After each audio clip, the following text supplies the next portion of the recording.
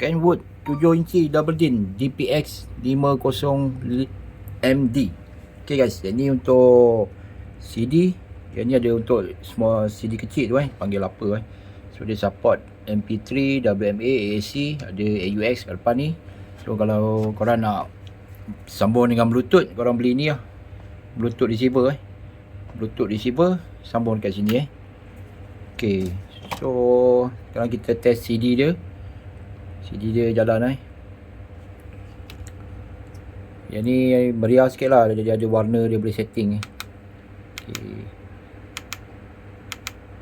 Boleh setting sini, color sini, warna sini dengan warna rotary ni.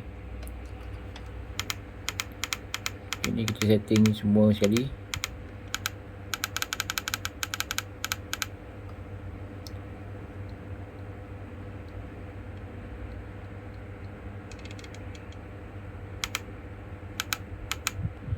Ini untuk display untuk tengah sajalah. Okay. Ini key sini key.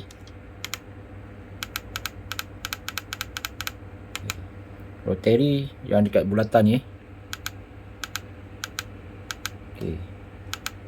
Dia ada 10 color lah. Okay. Ni semua sekali. Alright.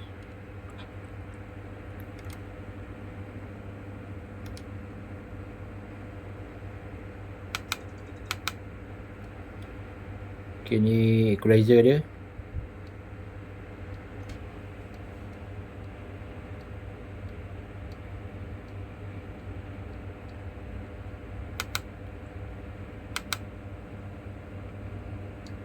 Bass, mid label, treble, tweeter label, balance, fader. Okay.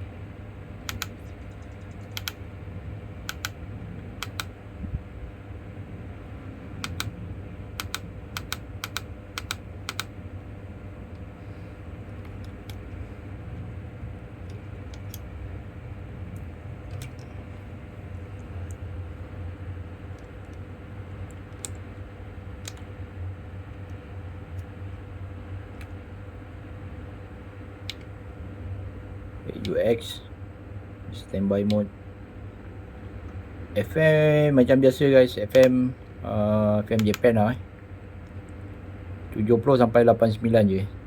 Okay, so ni CD kita dah test.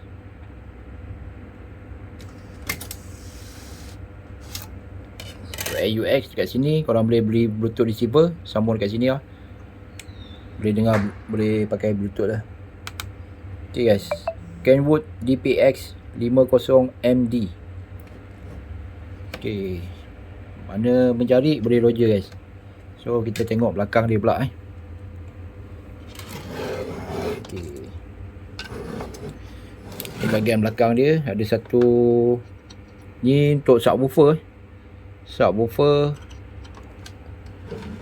wire speaker dia dekat sini semua. Okay,